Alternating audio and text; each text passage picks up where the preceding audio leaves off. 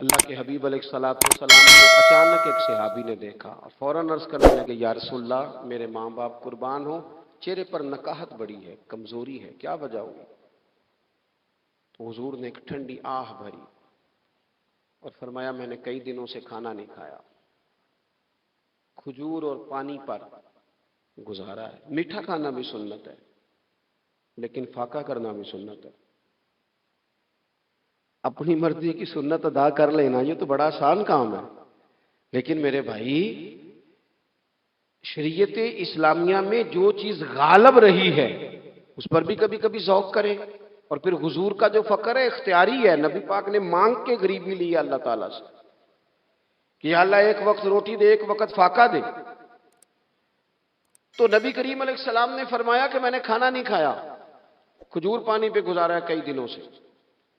اب اس صحابی کو حکم تو دین کا یہی ہے نا کہ اگر گھر میں کچھ ہے تو لے آؤ، ورنہ شریعت پابند تو نہیں کرتی۔ تو وہ پہلے اپنے گھر گئے، جا کے پوچھا کوئی چیز ہے؟ گھر والوں نے کہا کوئی نہیں۔ پھر وہ پڑوسیوں کے گھر میں گئے، کوئی کھانے کی چیز ہے؟ کوئی نہیں۔ رشتہ داروں سے، محلے داروں سے پوچھا، کوئی نہیں۔ چپ کر کے نہیں بیٹھے، ایک یہودی کے باغ میں گئے، کہنے لگے یار کوئی مزدوری مل جائے گی؟ وہ سجنا یار مناؤن دی خاطر اساں کی پیش بٹائے، کوئی مزدوری ملے گی؟ اس نے کہا گرمی بڑی سخت ہے، پانی کنویں کا نیچے چلا گیا، ایک ڈول پانی کا اگر نکال سکتے ہو تو ایک کھجور دوں گا۔ فرمانے لگے منظور ہے۔ کہتے میں نے اپنے کندھے سے چادر اتار کے بچھا لی، ایک ڈول پانی کا نکالتا، ایک کھجور ملتی، وہ میں اس کپڑے میں ڈالتا جاتا، چادر میں ڈالتا جاتا۔ جب ذرا میری چادر بھر گئی کھجوروں سے، میں نے اسے سمیٹا، لے جا کے حضور کی بارگاہ میں پیش کیا۔ محبوب وہیں بیٹھے تھے۔ کہتے حضور نے میرا پسینے سے شرابور وجود دیکھا اور میرے چھالوں سے بھرے ہوئے ہاتھ دیکھے اور میری تھکے تھکے وجود کو دیکھا تو کریم نے ایک کھجور اٹھائی اور اٹھا کے منہ میں رکھی۔ حضور فرمانے لگے کس نے تجھے مجبور کیا یہ کام کرنے پہ؟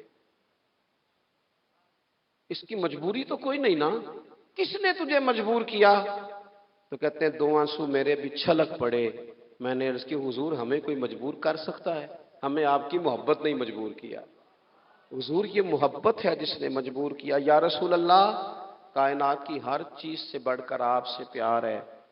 یہ غریب آدمی، سادے لوگ ہیں، یہ بہت مہنگے تحائف لانے کی ظاہری پوزیشن میں نہیں ہیں، لیکن دیکھو نا اظہار محبت کے معاملے میں کتنا بڑا دل رکھتے ہیں۔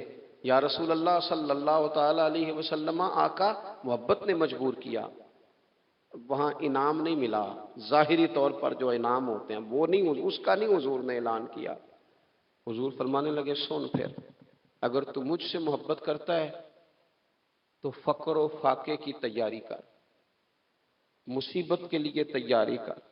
اگر جو مجھ سے محبت کرتا ہے اس کی طرف تو مصیبتیں دوڑ کے آیا کرتی، پھر تو تیاری رکھ، پھر تو سہنا سیکھ، پھر دل بڑا کر، کشادہ کر، پھر دیکھ تجھے آزمائشیں آئیں گی، زخم پہ زخم کھا کے جی، خونے جگر کے گھونٹ پی، آہ نہ کر اب لبوں کو سی، یہ عشق ہے کو دل لگی نہیں۔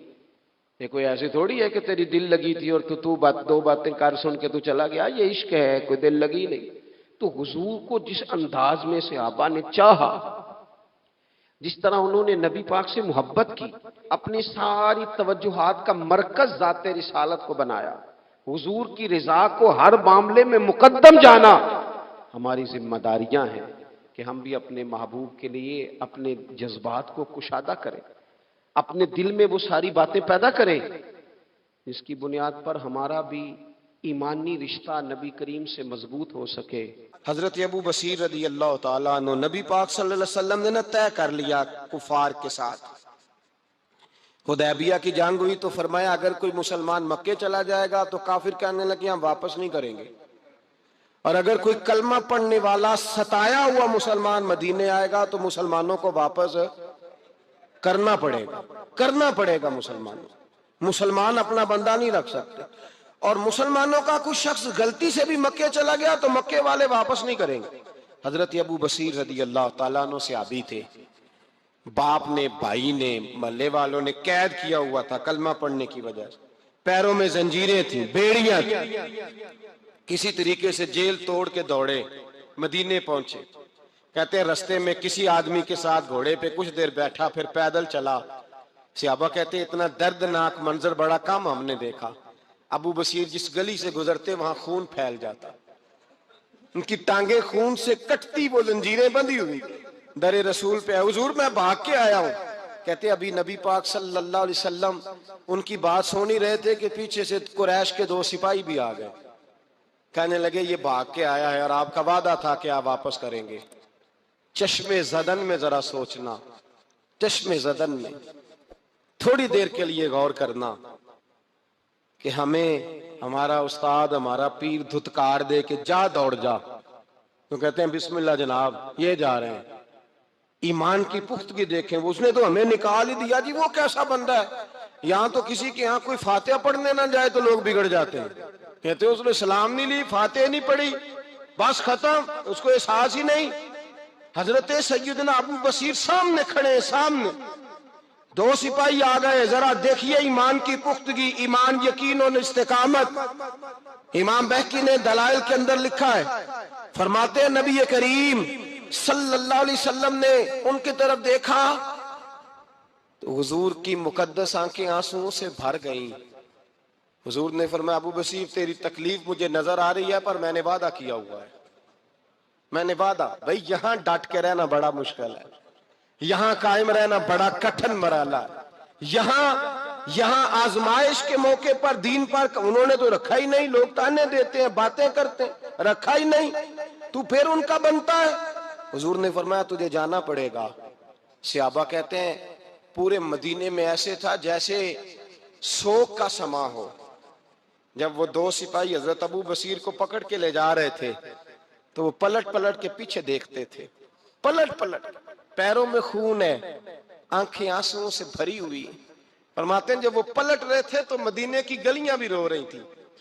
میرے نبی پاک جب وہ آنکھوں سے اوجھل ہو گئے تو حضور بیٹھ گئے زمین پہ، نبی پاک نے رونا شروع کر دیا۔ فرمایا اللہ تو نے اس شخص کی مدد فرمانی ہے، اس پر کرم کرنا ہے، اللہ اس کا خیال فرمانا، اس کے لیے دعا کی۔ حضور روئے۔ حضرت ابو بصیر باہر نکلے تو وہ جو کافر تھے نا وہ کہنے لگے تو بڑا بنتا تھا ان کا، انہوں نے تجھے رکھا نہیں، تجھے رکھا بھی نہیں۔ تو حضرت ابو بصیر نے تھپڑ مارا منہ پہ، کہنے لگے میں وہ نہیں جو تھوڑی سی بات سے بدل جاؤں، ایمان، یقین اور استقامت کی دولت ملی ہوئی ہے۔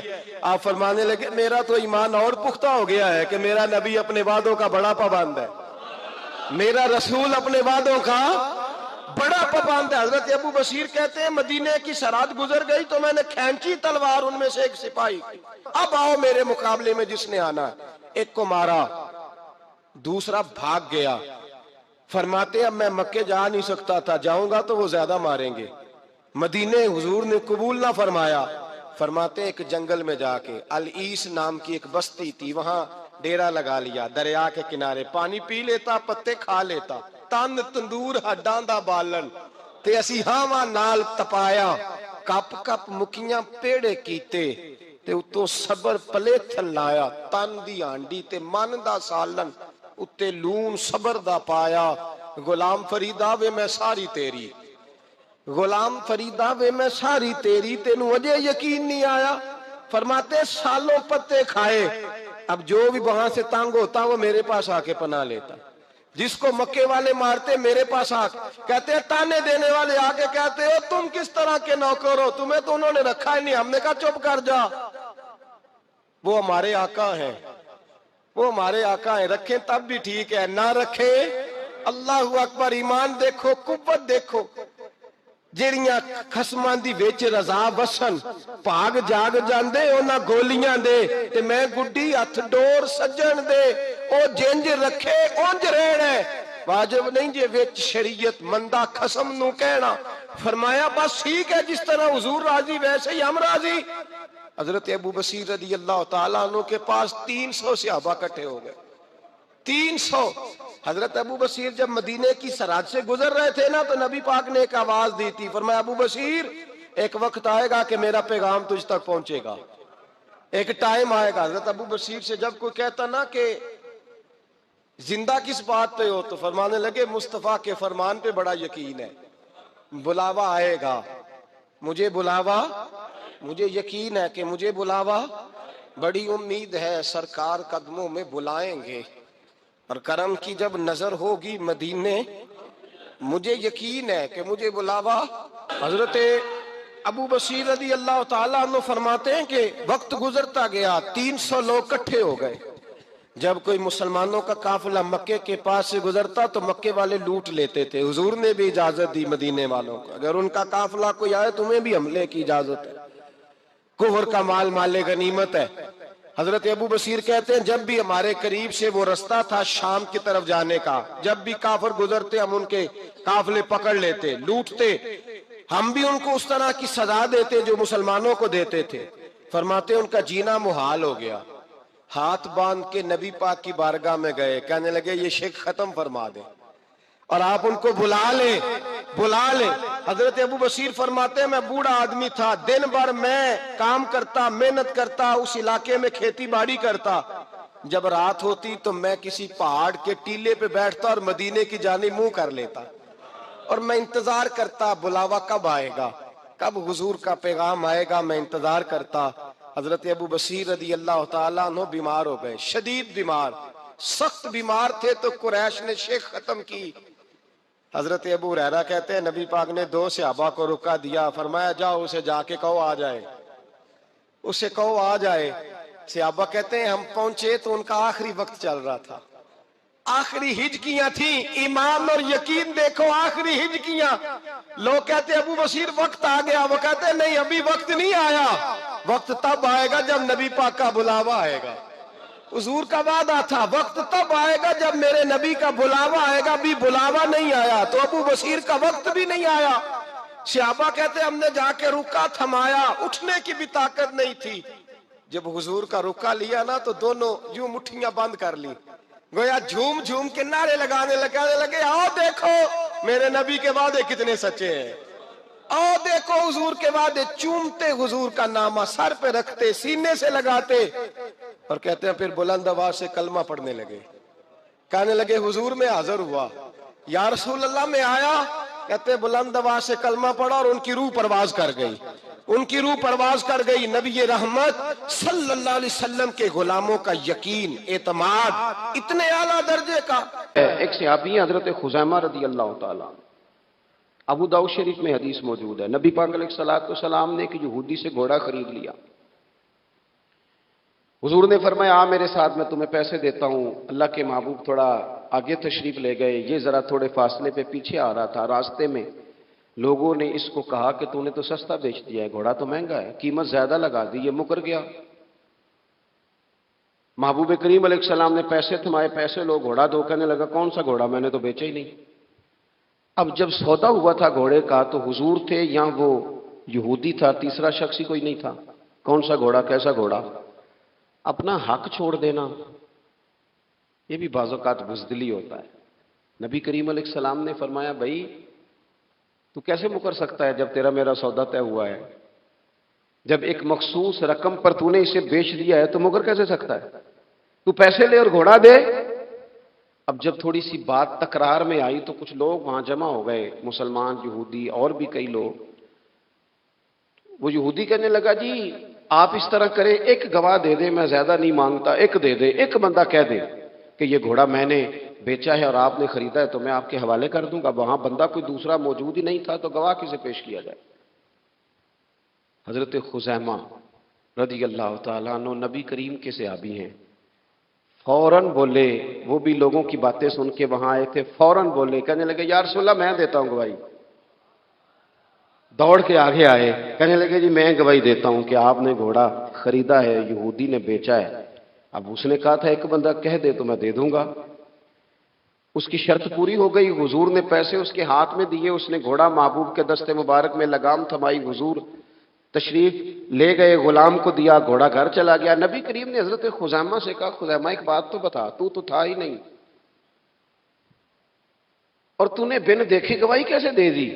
تو حضرت خزیمہ رضی اللہ تعالیٰ عنہ کہنے لگے یا رسول اللہ یہ تو زمین کی خبر ہے نا، میں نے تو آسمان کی چیزیں بھی نہیں دیکھی، آپ نے کہا ہے تو میں مان گیا ہوں۔ تو میں تو آسمانی خبریں مان گیا، میں تو جنت آپ کے کہنے پہ مان گیا، میں تو دوزخ آپ کے کہنے پہ مان گیا، میں تو فرشتے آپ کے کہنے پہ مان گیا، میں تو قیامت کی ساری باتیں آپ کے کہنے پہ مان گیا۔ وہ بتا رہے ہیں، گویا وہ سمجھا رہے ہیں، یا رسول اللہ میں نے تو رب بھی نہیں دیکھا، تو آپ کے کہنے پر مان گیا۔ اور جب اتنی ساری چیزیں آپ کے کہنے پہ مان گیا ہوں تو گھوڑا تو چیز ہی کوئی نہیں۔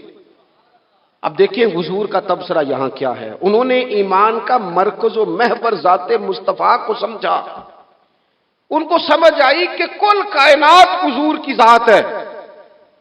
اب حضور سید عالم علیہ السلام نے اس بات کو سن کر اعلان کیا فرمایا؟ حضور فرمانے لگے، لوگوں جہاں بھی شرعی گواہی کی ضرورت ہو نہ دو گواہ چاہیے ہوتے ہیں، لیکن جہاں میرا یہ خزیمہ موجود ہو، ایک کی گواہی دو کے برابر شمار کی جائے گی۔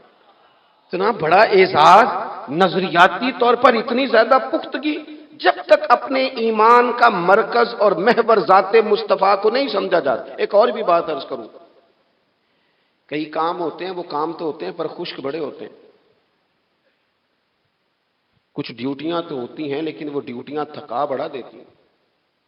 کچھ سفر تو ہوتے ہیں پر وہ سفر پورے وجود کو توڑ پھوڑ کے رکھ دیتے ہیں۔ لیکن کچھ کام ایسے ہوتے ہیں جو بندہ بڑے ذوق سے کرتا ہے۔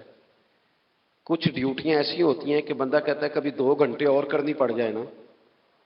کچھ سفر ایسے ہوتے ہیں کہ جس میں بندے کا دل کرتا ہے یا اللہ یہ سفر کبھی روز ملے نا۔ چلے نہیں سمجھ آتی تو ایک سادی سی کسی شاعر نے بات کی ہے، اس نے کہا ہے کہ دنیا اندیاں سفراں تو بندہ تھک بھی تو جاندا ہے نا، پر سفر مدینے دا ہر بار ہی بڑا سونا۔ کچھ سفر تھکاتے نہیں نا، اکتاہٹ نہیں ہوتی۔ کچھ چیزیں انسان ذوق سے کرتا ہے، اس کی طبیعت۔ اگر نبی پاک علیہ السلام کی ذات کے ساتھ دل کی قلبی وابستگی ہو جائے، دین کا کام تھکاوٹ پیدا نہیں کرتا۔ مسجد کی حاضری بوجھ نہیں بنتی۔ انسان کے لیے کوئی بھی خیر کا کام کرنا مشکل نہیں ہوتا، اس کا وجود ڈھل سا جاتا ہے، اس کی طبیعت اس طرح کی ہو جاتی ہے کہ جیسے سارے نور سے ہو کر آ گئے۔ شرط یہ ہے کہ کامل محبت ہو۔ آج کل ڈھیروں لوگوں کو دعویٰ ہے حضور کی محبت کا، ڈھیروں لوگوں کو، اور بالکل ٹھیک ہے، ہونا بھی چاہیے، لیکن اپنے آپ سے پوچھ لینا چاہیے اچھی طرح سے، ہمیں اچھی طرح سے غور کر لینا چاہیے کہ شہرت زیادہ پیاری ہے کہ حضور؟ یہ ہمیں غور کرنا چاہیے۔ ہمیں غور کر لینا چاہیے کہ دولت زیادہ پیاری ہے کہ نبی پاک علیہ السلام کی ذات؟ ہمیں غور کرنا چاہیے کہ برادری اور قبیلے کی رسمیں زیادہ پیاری ہیں یا حضور کے دین کی بات زیادہ پیاری ہے؟ ہمیں پہلے غور کر اپنی ترجیحات کا تعین کرنا چاہیے، اور پھر ہمیں اپنے دل سے یہ بھی پوچھنا چاہیے کہ تیرا فلاں دوست سے ملنے کو تو بار بار دل کرتا ہے، اہل خانہ کو، گھر والوں کو ملنے کو تو تیرا بار بار جی چاہتا ہے، کیا تیرے دل میں کبھی بیٹھے بیٹھے تڑپ اٹھتی ہے؟ بیٹھے بیٹھے، اور کبھی تیری آنکھیں باہر آتی ہیں کہ رب کوئی موقع بنا دے اور میں جا کے حضور کا شہر مبارک بھی دیکھا ہوں؟ اچانک دل کرتا ہے نا کسی شخص سے بات کرنے کو، تو کیا بالکل بیٹھے بیٹھے کبھی اچانک نعت سننے کو بھی دل کرتا ہے کہ نہیں؟ کبھی اچانک حضور کی سیرت کی طرف بھی توجہ بیٹھے بیٹھے چلی جاتی ہے کہ نہیں؟ دیکھیں کوئی بندہ بھی انکار نہیں کرے گا جب کسی سے کہا جائے گا کہ مجھے حضور علیہ السلام سے بڑی محبت ہے،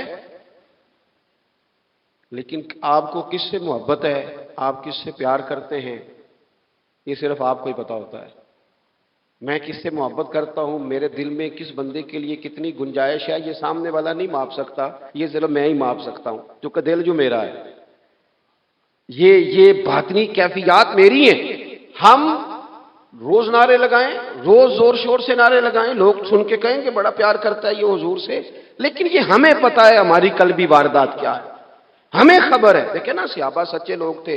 حضرت عمر رضی اللہ تعالیٰ عنہ حضور کی بارگاہ میں حاضر ہیں تو عرض کی، یا رسول اللہ صلی اللہ تعالیٰ علیہ وسلم، مجھے آپ ہر چیز سے زیادہ پیارے ہیں، لیکن حضور مجھے لگتا ہے مجھے اپنی جان آپ سے زیادہ پیاری ہے۔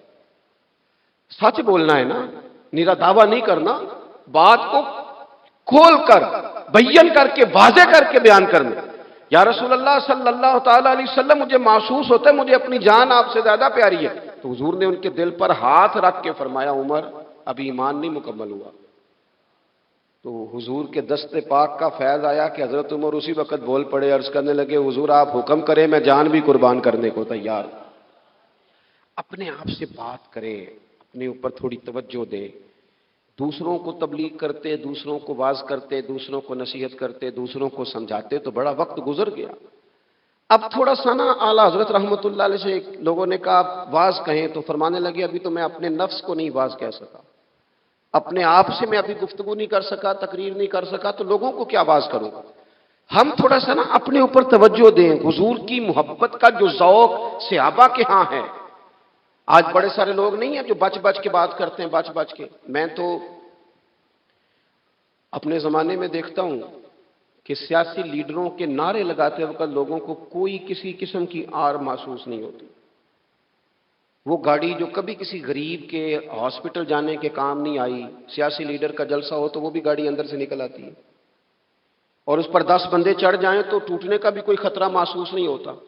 लेकिन वो लोग जो इतना तगड़ा करके अपने लीडर का नारा लगा रहे थे, उन्हें चाहिए तो ना कि उससे कई 100 गुना बढ़ के उनकी जुबानों पे हुजूर के तज़किरे जारी होते और उनकी जुबानें पूरी तरह तर होती दुरूद व सलाम से। लेकिन आप देख लें हम अपनी अपनी फील्ड में, अपने अपने मामलात में कितने ज्यादा मजबूत हैं और कितने ज्यादा आगे हैं, लेकिन ज़ाते रिसालत मुआब के मामले में हमें वो जोश, वो मोहब्बत जिसका हम इजहार करते हैं, हमें उसे कैफियत में लाना चाहिए। और कुछ लोग ऐसे भी हैं जो इस मामले में भी बड़े संजीदा होकर रहना पसंद करते हैं। वो कहते हैं नहीं जी नहीं, अब मैं जुलूस में जाऊं।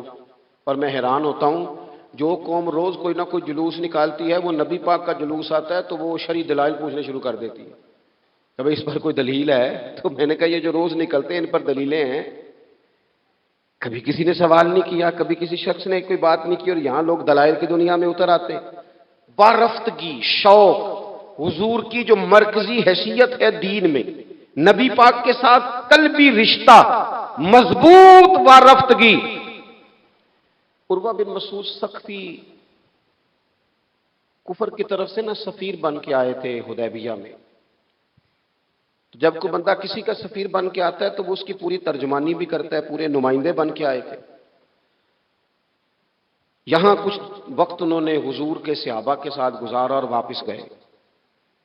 तो जाके कहने लगे लोगों, मैं सफ़ीर आदमी हूं, मैंने काफ़ी सारी दुनिया देखी है। सफ़ीर जो होते हैं ना मुख्तलिफ ममालिक में तैनात, वो मुख्तलिफ तहजीबों को देखते हैं, मुख्तलिफ हुकूमतों को देखते हैं, मुख्तलिफ नज़रियात का मुताला करते हैं। कहने लगे मैं मुख्तलिफ किस्म के लोगों को देख के आया हूं, कैसर और किसरा के बड़े बड़े दरबार मैंने देखे, और अरब के अंदर कुछ ऐसे लोग भी थे उस दुनिया में कि जो अपने आप को सजदा करवाते थे, माज़अल्लाह। कहा मैंने बड़े बड़े दरबार देखे हैं, लेकिन मैं अजीब रंग देख के आया हूं रसूल पाक के गुलामों का हुजूर के साथ। यानी हुजूर सजदा करने से मना करते हैं, लिबास सादा पहनते हैं, कोई बड़ा तख्त नहीं लगाते, कोई बड़ा नबी पाक महल नहीं बनाते। हुजूर जमीन पर तशरीफ फरमा है, वहीं वुजू करते हैं, और किसी को हुजूर रगबत भी नहीं देते ये काम करने की। लेकिन बावजूद इसके जो वहां कैफियत उर्वा बिन मसूद ने देखी, वो सही बुखारी में मौजूद है। कहने लगे मैं अजीब नजारा देख के आया हूं कि हुजूर बलगम शरीफ अपने नाक से निकालते हैं। बलगम, बलगम मां बड़ा प्यार करती है ना बच्चे से, तो उसकी नाक से या गले से कभी बलगम निकल आए तो अम्मा ना ऐसे ऐसे इधर मुंह करके फेंकती है, ऐसे करके फेंकती है, कभी निकालनी भी पड़ जाए। सही कह रहा हूं मैं? लेकिन ये देखें, और ये उन लोगों की बात है जो आम लोग नहीं, ये उर्वा जमी सहाबा की बात कर रहे हैं। और ये बंदे कौन है? हजरत अबू बकर सिद्दीक जैसे समझदार लोग, हजरत उमर जैसे लाखों मुरब्बा मील की हुकूमतें चलाने वाले लोग, हजरत उस्मान गनी की तरह के लोग जो जिस कारोबार में भी हाथ डालते हैं 4 चांद लगा देते हैं, हजरत मौला अली शेर खुदा जैसे इल्म हिकमत और दानाई वाले लोग, ये क्या करते हैं? उर्वा कहने लगे कि नबी पाक के नाक मुबारक से बलगम निकलती है तो अपने चेहरों पे मान लेते हैं यार, और ये सही बुखारी में मौजूद है, वो अपने जिस्मों पे मलते हैं।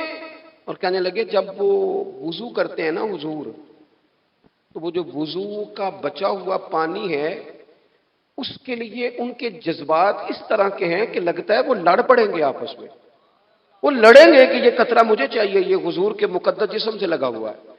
और मेरे इमाम को तो फिर बात क्या नहीं आती है ना, आला हज़रत फरमाते हैं जो हुजूर के कदमों से लग के धोमन बन जाए ना, वो तो आबे हयात होता है। वो पी लेने वाले तो मरते ही नहीं, मरते ही नहीं, वो लोग तो बातनी तौर पर हमेशा जिंदा रहते हैं। कहते हैं जिसके कदमों का धोवन है आबे हयात है, वो जाने मसीहा हमारा नबी। اور جس کی 2 بوند ہیں کوثر و سلسبیل ہے وہ رحمت کا دریا ہمارا نبی۔ عروہ کہنے لگا وہ تو لڑ پڑیں گے، اور تیسرا عروہ کہنے لگا میں نے عجیب منظر وہاں دیکھا ہے کہ حضور کوئی حکم کرتے ہیں تو ہر بندہ پہل کرتا ہے، جلدی کرتا ہے حکم ماننے، تیزی دکھاتا ہے۔ اور تیسرا میں نے یہ دیکھا ہے جب حضور گفتگو کرتے ہیں تو ان پر اس طرح کا رعب طاری ہوتا ہے کہ وہ تو نظر بھر کے حضور کا چہرہ بھی نہیں دیکھتے۔ کہنے لگا یہ کیفیات میں ان لوگوں کے دیکھ کے آیا ہوں جو اپنے حبیب سے اتنی محبت کرتے ہیں، وہ کبھی بھی حضور کے دین کا جھنڈا نیچے نہیں آنے دیں گے، وہ کبھی بھی کسی کفر کی نفاق کی سازش کو آگے نہیں بڑھنے دیں گے۔ تو کافر تو کل بھی اس بات کا اظہار کر رہا تھا کہ ہمیں جو ڈر لگتا ہے مسلمانوں سے وہ اس بات سے لگتا ہے یہ اپنے نبی کے ساتھ بڑے جڑے ہوئے، ان کا رشتہ حضور کے ساتھ بڑا مضبوط، اور امت سوال جواب کر رہی ہے۔ امت ترازو لے کے بیٹھی ہے کہ اتنا علم تھا معاذ اللہ اور اتنا نہیں تھا، یہ کر سکتے تھے اور یہ نہیں کر سکتے، ان کو یہ کہنا چاہیے اور یہ نہیں کہنا چاہیے۔ بھئی یہ تو ہمارے بزرگ پرانا فیصلہ کر گئے، وہ کہتے ہیں بعد از خدا بزرگ توئی قصہ مختصر، اور حضور رب کے بعد سب سے بڑے ہیں، یہی مختصر قصہ ہے۔ تو حضور سید عالم کے ساتھ جو قلبی وابستگی ہے، نبی کریم علیہ السلام نا مدینہ شریف میں جب ہجرت کر کے تشریف لے گئے تھے تو حضرت ابو ایوب انصاری رضی اللہ تعالیٰ عنہ کے گھر میں حضور نے قیام فرمایا تھا۔ ہمارے پاس بہت ساری چیزیں ایسی ہوتی ہیں جن کی طلب بڑی ہوتی ہے، لیکن جب وہ حاصل ہو جاتی ہیں پھر ان کی طلب نہیں رہتی۔ ایک چیز آپ کے پاس ہمیشہ رہنے لگ جاتی ہے، پھر اس کے ادب آداب زیادہ نہیں رہتے، یہ ایک مزاج ہے۔ عام آدمی، چلے میں اپنی بات بتاتا ہوں آپ کو، عام آدمی جو ہوتا ہے نا وہ قرآن شریف کے غلاف کو بھی چومتا ہے، پھر قرآن پاک کو بھی چومتا ہے، پھر وہ بڑے احترام سے کھول کے رکھتا ہے۔ لیکن ہمارے مدارس میں جو حافظ ہوتے ہیں وہ نہیں زیادہ چومتے، ان کے پاس رہتا ہے نا ہر وقت، وہ لا کے رکھتے، ادب کرتے ہیں، کوئی بے ادبی نہیں کرتے، اللہ معاف کرے، لیکن جس طرح سے عام آدمی اس کو بار بار چومتا ہے یا ذوق کا اظہار کرتا ہے، دیکھیں حافظ بیچ بیچ میں سے ناراض ہونے لگ گیا مجھ سے۔ آپ ناراض نہ ہوں، لیکن چلو بات کر تو لینے دو نا، جو ٹھیک ہے وہ کر تو لینے دو۔ یہ ہوتا ہے بعض اوقات، جو چیز بالکل قریب آ جاتی ہے نا، یعنی ایک چیز آپ کا مقصود ہے اور اگر وہ مقصود مل گیا تو وہ جو درویش نے کہا تھا نا کہ یہی بہتر ہے کہ پردوں میں وہ پردہ پوش رہے، اس کی بھی بڑی حکمتیں ہوتی ہیں، اس لیے کہ جو تڑپ، ملنے کی تڑپ کی جو لذت ہے وہ کئی دفعہ وصال کی لذت نہیں ہوتی، تو یہی بہتر ہے کہ پردوں میں وہ پردہ پوش رہے، اور وہ اگر پردے ہٹا دے تو پھر کسے ہوش رہے۔ جب آپ کو وہ چیز میسر آ جاتی ہے تو پھر اس کی قدر، اسی لیے حضرت عمر فاروق رضی اللہ تعالیٰ عنہ کا یہ طریقہ تھا کہ جب لوگ حج کر لیتے تھے نا تو فرماتے تھے حج ہو گیا، اب اپنے اپنے گھر جاؤ، زیادہ دیر نہ رہو حرم شریف میں، زیادہ دیر رہو گے تو قدر نہیں کرو، اب جاؤ۔ بڑی دلچسپ ہوتی ہیں بے ترتیب ملاقاتیں، کبھی کبھی ملنے میں ذوق زیادہ ہوتا ہے، لطف زیادہ ہوتا ہے، طمانینت زیادہ ہوتی ہے۔ حضرت ابو ایوب انصاری کہتے ہیں مجھے مقصود مل گیا، کرم ہو گیا، میں منتظر تھی، میری روح، میری نظر کہ حضور میرے گھر تشریف لائیں، حضور آ گئے، کرم ہو گیا، رحمت ہو گئی۔ اب ایسا نہیں ہے کہ ان لوگوں کو مقصود مل گیا ہے تو بس بات ختم ہو گئی، اب وہ سمجھ گئے کہ میرے تو گھر آ گئے تو میرے لیے تو ساری بات ہی کھل گئی ہے۔ ان کی ادبی معرفت کا یہ عالم تھا، اور نبی پاک کے ساتھ ان کی وابستگی کا یہ حال تھا کہ کہتے ہیں میں نے نا، میرے گھر کی 2 منزلیں تھیں، میں نے نچلی والی منزل حضور کے لیے چھوڑ دی تاکہ نبی کریم صلی اللہ تعالی علیہ وسلم کے زیارت کے لیے لوگوں نے آنے جانا ہے تو لوگوں کے لیے آسانی رہے۔ فرماتے ہیں نیچے حضور آرام فرما ہیں اور میں اوپر والی منزل پہ تھا، جا کے چارپائی پہ لیٹ گیا، یہ مسلم شریف میں آپ کو ملے گا، اس کی اصل ملے گی آپ کو۔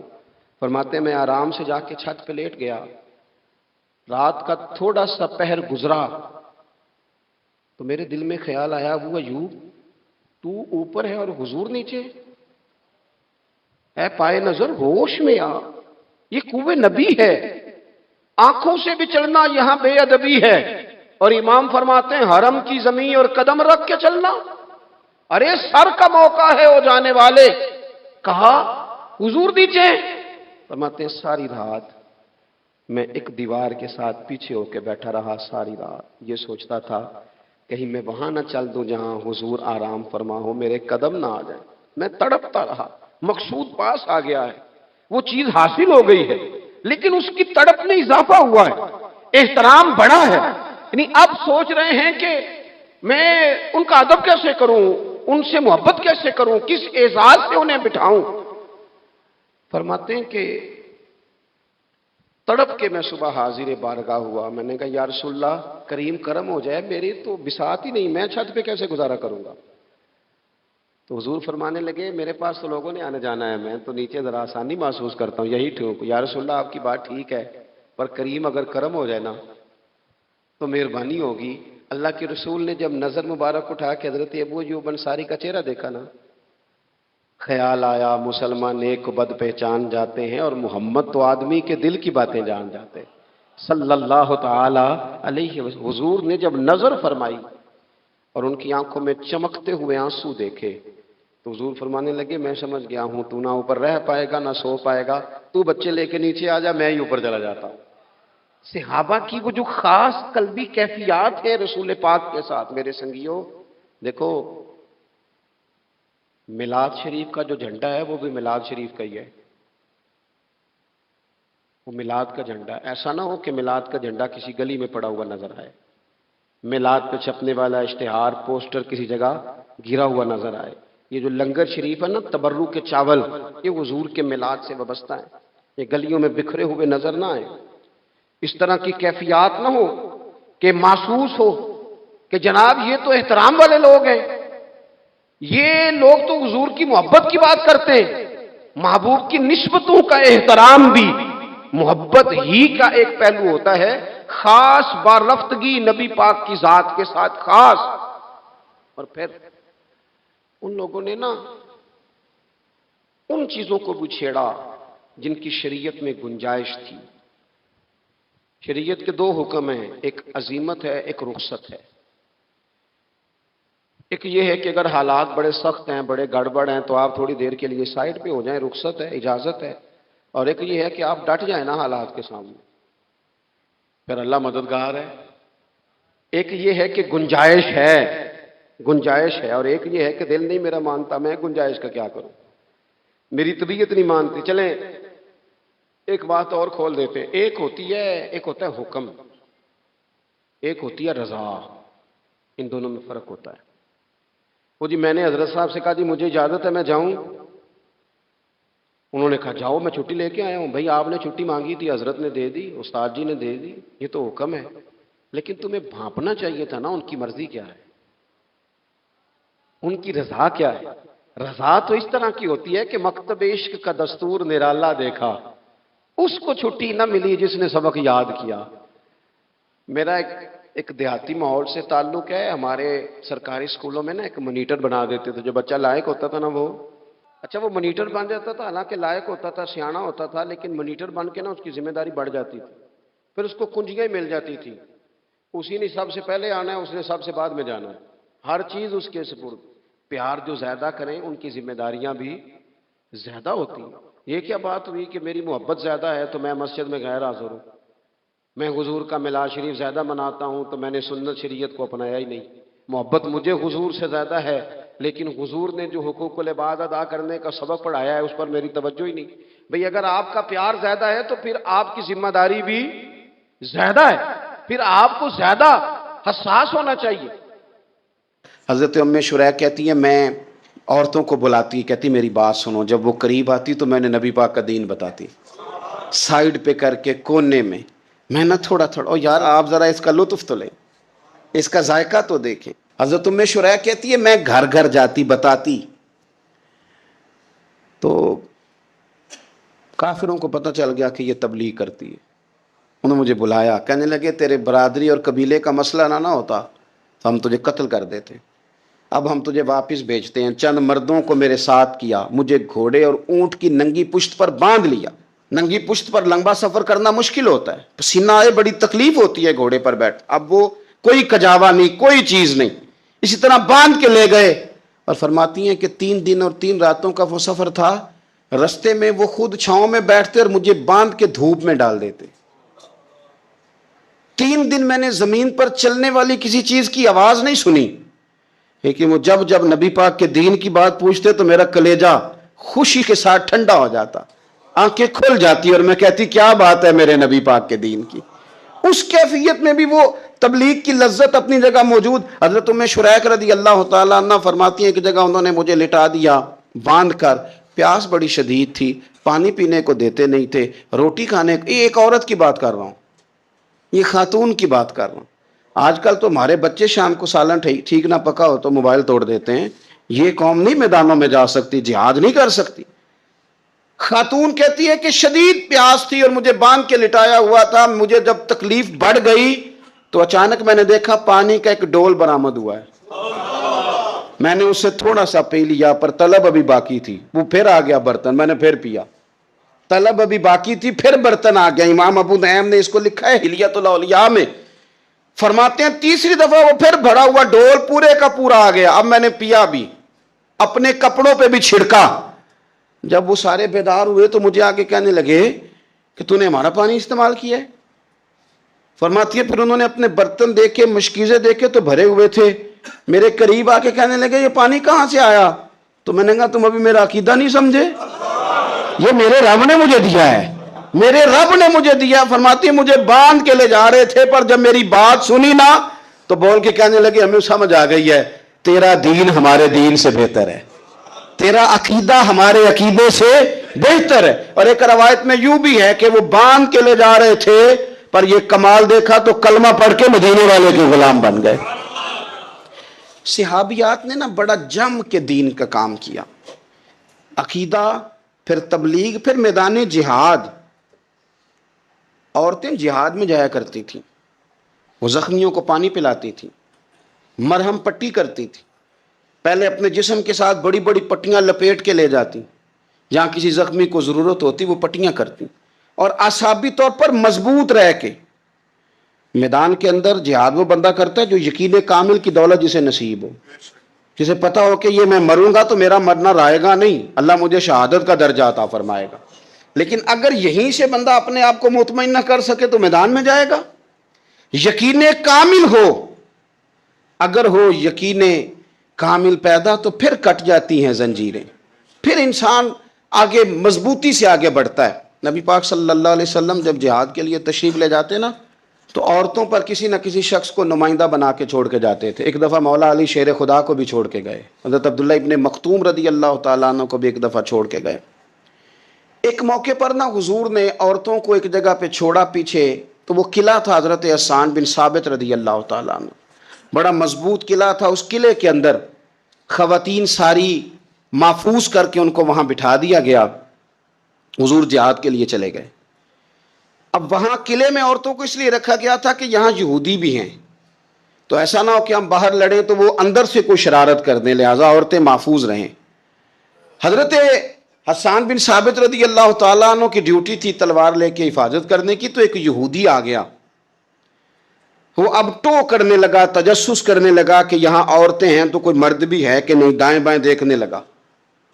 حضرت صفیہ رضی اللہ تعالیٰ عنہ نے توجہ کی, اور جناب حسان بن ثابت سے کہنے لے 1 منٹ لگا اس کی گردن مار دے, ایسا نہ ہو کہ یہ جا کے بتا دے, گردن اڑا دے. حضرت حسان بن ثابت ذرا تھوڑی کوشش کرنے لگے, ارادہ کرنے لگے, آگے بڑھنے لگے, تو ابھی وہ تیاری میں ہی تھے تو حضرت صفیہ رضی اللہ تعالیٰ عنہ خود نکلی پیچھے سے ہو کے, ذرا سا ایک ستون کے پیچھے چھپی, ہاتھ میں بڑا سا ڈنڈا پکڑا. وہ آپ کے قریب سے گزرنے لگا, تو یہ خاتون کی بات کر رہا ہوں, خاتون کی. کسی مرد کی ضرورت ہے عورت کو تنگ کر جائے؟ شرط یہ ہے کہ عورت کے اندر بھی تو غیرت ایمانی ہو نا, اس کے اندر بھی تو وہ قوت ہو نا, ایسا نہ ہو کہ وہ کمزور پڑ جائے. ہاتھ کے اندر ڈنڈا تھا, جب وہ یہودی پاس سے گزرنے لگا تو اللہ اکبر کہہ کے بی بی نے اتنے زور سے مارا ڈنڈا, حضور کی پپھو نے ایک ہی ڈنڈا کھایا اور وہ زمین پہ ڈھیر ہو گیا.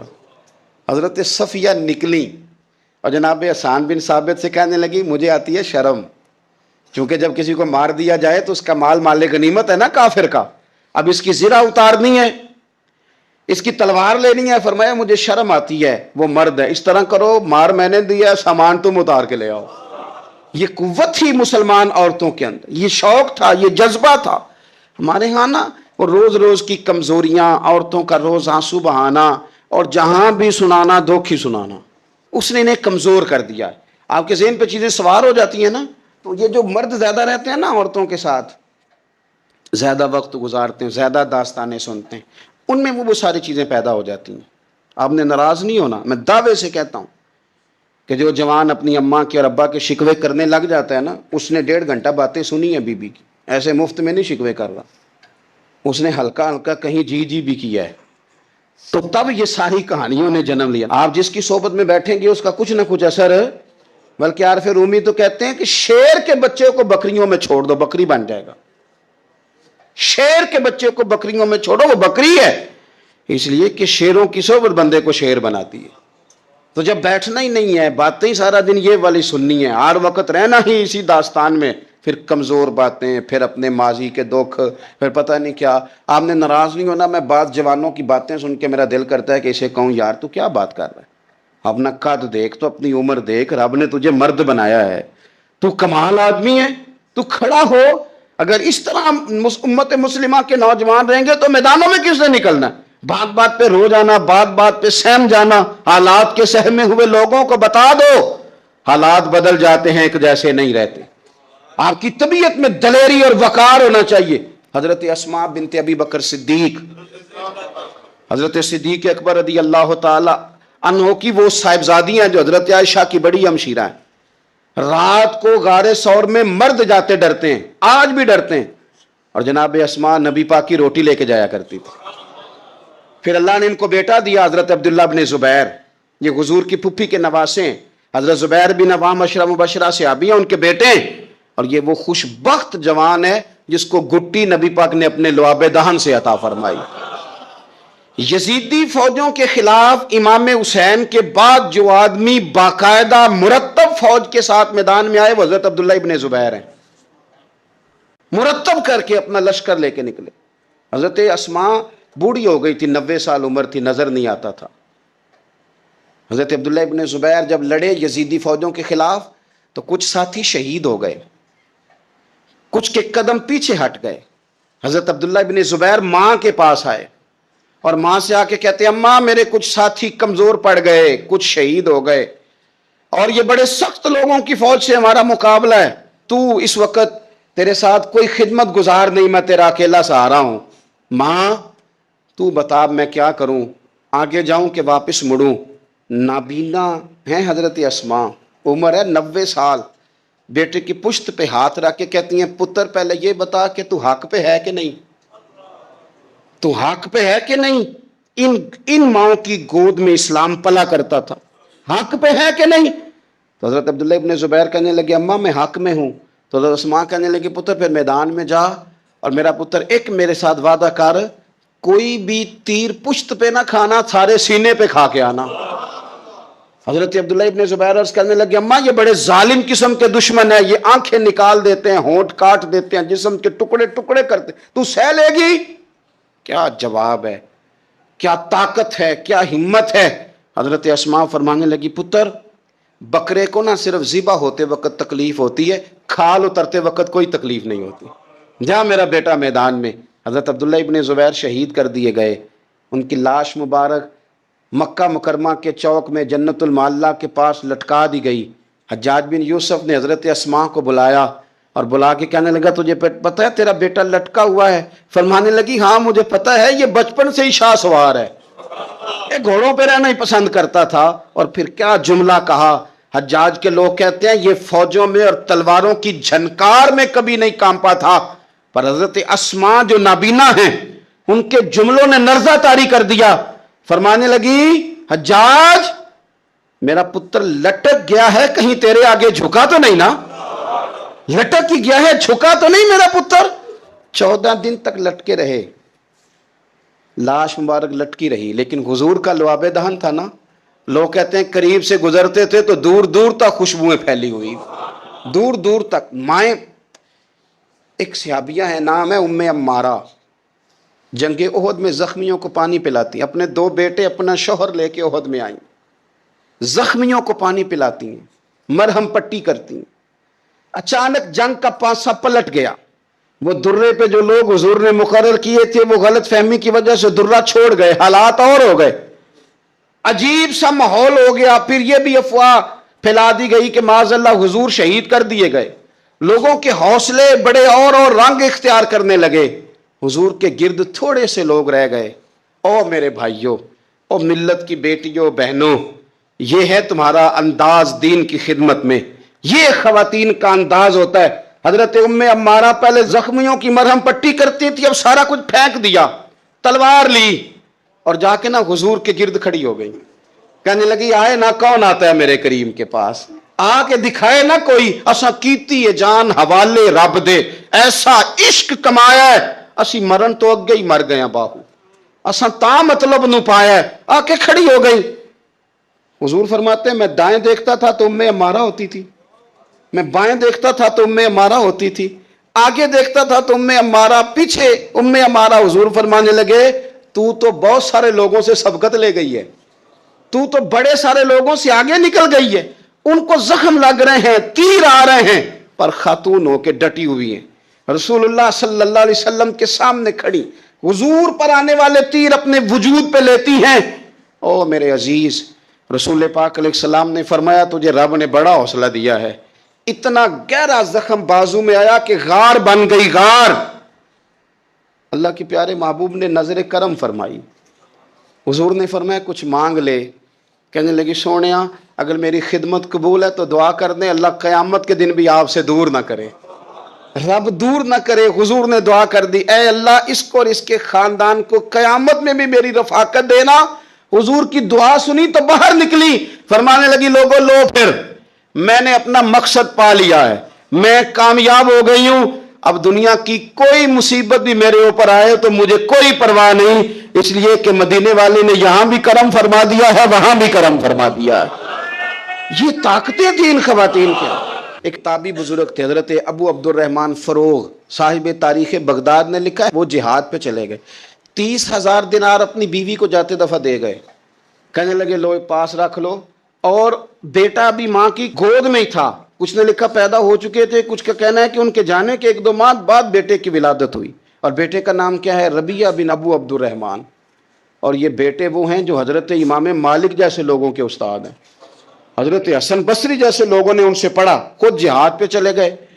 آج تو فوجیوں کی نوکری ہے نا جی، ان کا یہ نظام ہے کہ وہ جاتے ہیں، انہیں تنخواہ ملتی ہے، چھٹی پہ آتے ہیں۔ اس زمانے میں یہ تھا کہ مال غنیمت سے حصہ ملتا تھا، اور فتوحات کا یہ طریقہ تھا کہ یہ علاقہ فتح ہوا تو آگے چلے گئے، وہ فتح ہوا تو آگے چلے گئے، وہ فتح ہوا تو آگے چلے گئے، کسی نے لوٹنا ہے تو پابندی نہیں تھی، لوٹ سکتا ہے۔